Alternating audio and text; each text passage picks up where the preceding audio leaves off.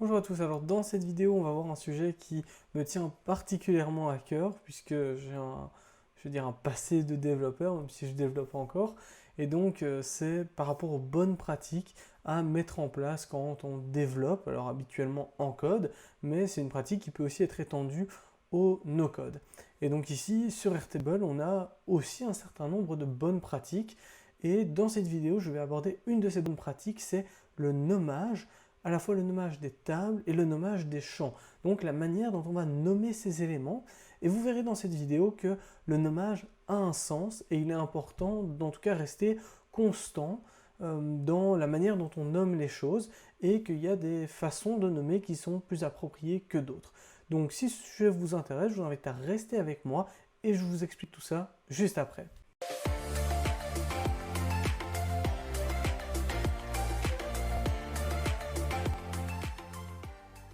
Donc on se retrouve sur une base Airtable. Alors avant de commencer et de rentrer dans le vif du sujet, il faut savoir que tout le travail que j'ai fait ici, que j'ai un peu formalisé par rapport au nommage, c'est en fait le résultat à la fois de mes études de développeur, mais aussi un apprentissage un peu sur le terrain, en accompagnant plusieurs dizaines de clients, et donc en voyant un peu les limites de certaines choses ou les erreurs justement que certains clients avaient fait. Donc le deuxième point, qui est un peu plus un disclaimer, c'est que, comme toujours, c'est des bonnes pratiques. Les bonnes pratiques, elles sont discutables, elles peuvent évoluer, elles peuvent être améliorées. Moi, je serais ravi d'en discuter avec vous en commentaire, soit de cette vidéo, soit de l'article qui sortira en même temps sur le blog. Donc, n'hésitez pas à laisser en commentaire tous vos avis sur ce que je vais dire ici, ou même d'autres recommandations que vous auriez. C'est tout à fait possible que j'ai oublié des choses, donc ceci n'est pas une vidéo absolument récapitulative, simplement quelques éléments que moi j'aimerais amener. Alors, pour vous donner déjà une introduction un peu sur l'intérêt de ces bonnes pratiques, de bien nommer les choses, pour vous donner un exemple concret, Airbnb qui donc développe beaucoup, ils sont dans le tourisme d'un côté, mais ils ont une grosse application derrière à faire tourner. Donc ils collaborent avec des centaines de développeurs et tous ces développeurs doivent pouvoir lire le code, le comprendre sans trop se compliquer la vie, sans passer trop de temps à comprendre le code. Et tout le code doit rester un peu dans le même style, dans le sens où on ne peut pas commencer à coder d'une certaine manière et puis changer de style parce que moi je préfère coder comme ça, moi je préfère coder comme ça, etc. Donc toutes ces grosses boîtes qui sont dans la tech développent un certain nombre de guidelines. Ce sont des règles à suivre quand on développe pour eux. Et c'est par exemple de dire, bon, quand on manipule une variable, il faut la manipuler de telle manière.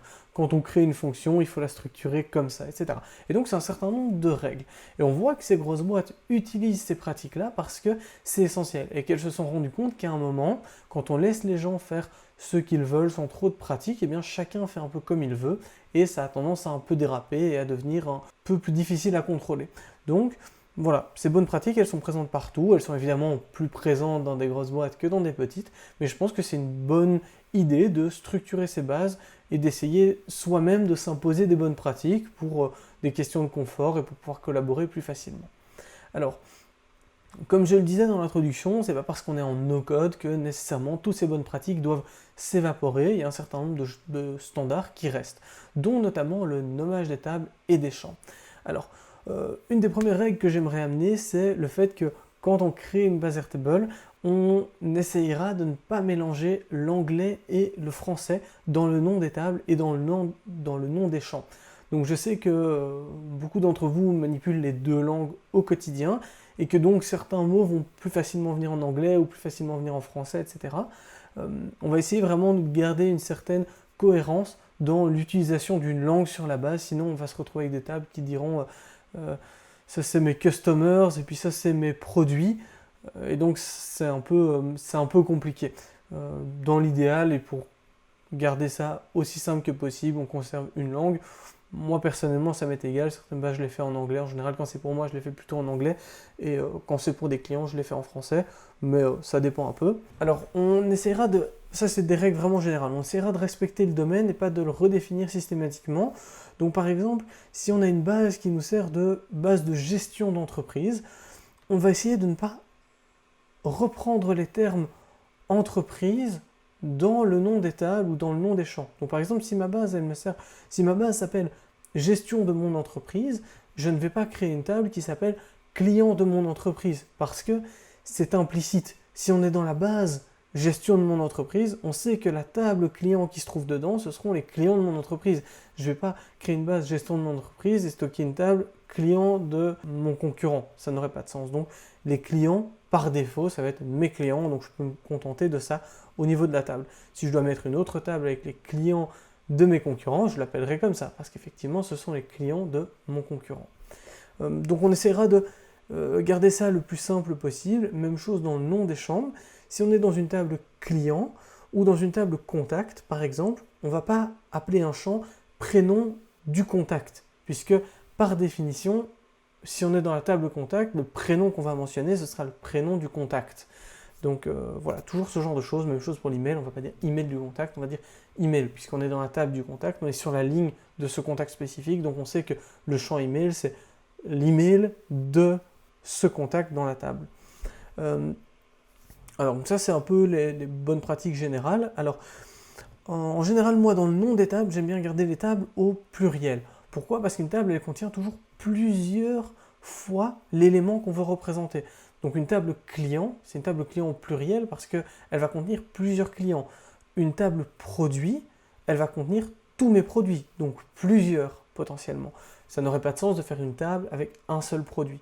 Donc moi je vais toujours préférer de garder ça au pluriel. Et donc en pratique, par exemple pour une table client, on va éviter l'appellation mes clients parce que c'est par définition, si c'est les clients dans ma base, ce sont mes clients.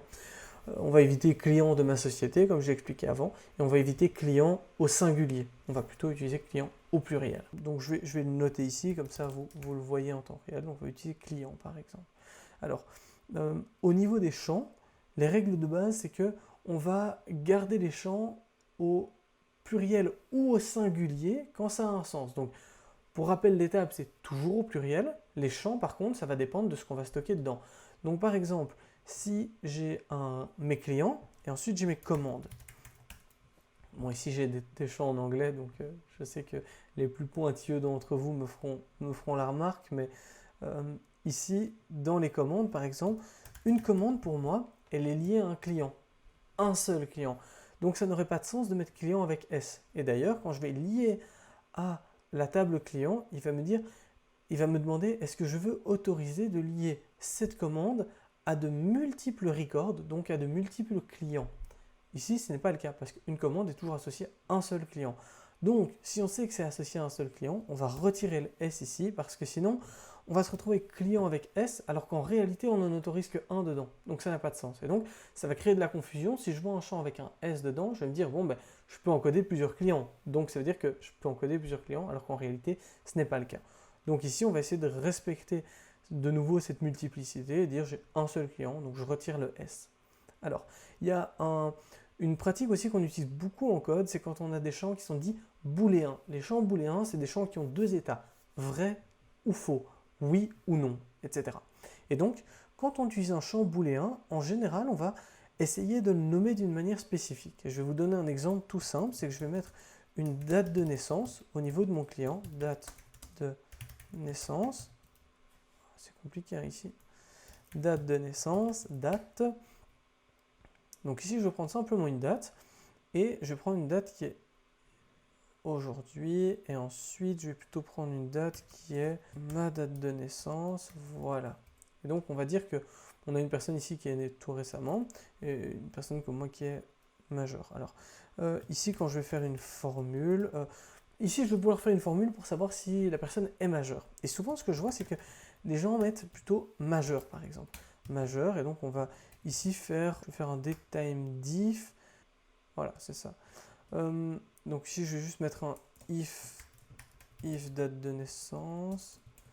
If date de naissance, alors je fais mon calcul, et sinon je fais rien. Comme ça, j'évite le n à n en dessous. Donc là, j'ai l'âge. En fait, ça, c'est l'âge. Et donc, c'est une valeur booléenne. Alors moi, ce que j'aime bien faire en général, c'est de dire if datetime plus grand que 18. Je vais faire mon if et là, je rajoute une condition si c'est le cas. Et si c'est le cas, je vais mettre un petit checkbox comme ça. ce sera un peu plus visuel. Voilà. Donc, je vois ici que cette ligne-là, cette personne-là est majeure et celle-là est majeure. Et donc, c'est ce qu'on appelle un champ booléen. Alors, c'est soit un champ booléen de type checkbox. Donc, je pourrais dire majeur 2 parce que sinon, il va me dire que j'ai un doublon.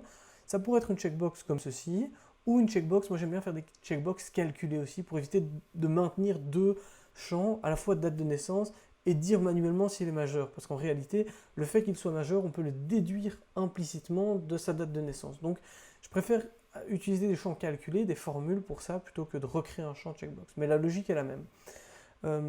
Ici, ces champs-là, qui vont avoir des statuts vrais ou faux, oui ou non, je vais plutôt les appeler est majeur. Parce que, comme ça, dès qu'on va les voir, on va savoir que c'est un champ qui ne peut avoir que deux options possibles. Et donc, on sait alors qu'on va avoir du traitement qui est conditionnel en fonction d'un état ou d'un autre. Et par exemple, quand on va arriver dans une automatisation, si on utilise Integromat ou autre, on va voir ce champ est majeur et on sait immédiatement qu'il va contenir vrai ou faux.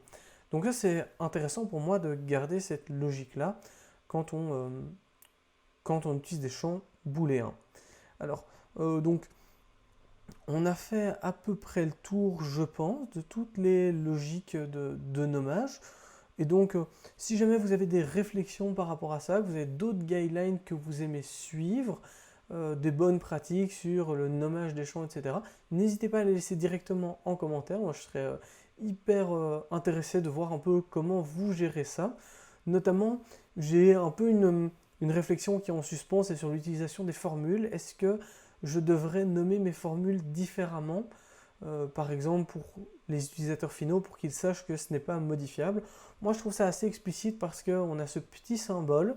Mais voilà, dites-moi si vous utilisez ça spécifiquement, si vous avez un nom spécifique, que vous commencez peut-être par un tiret, un underscore ou ce genre de choses, si c'est une formule. Voilà, dites-moi si vous utilisez ce genre de système en commentaire. Et puis, si vous avez des questions, n'hésitez pas à les laisser en commentaire également. Si ce genre de vidéo vous intéresse, je vous invite évidemment à vous abonner à la chaîne, à activer les notifications. Comme ça, vous recevez une notification dès que je sors une nouvelle vidéo. Et puis, ça aide aussi au référencement des vidéos. Donc, moi, ça me ferait évidemment plaisir. Voilà, donc c'est tout pour aujourd'hui et je vous dis à la prochaine pour une nouvelle vidéo. Salut!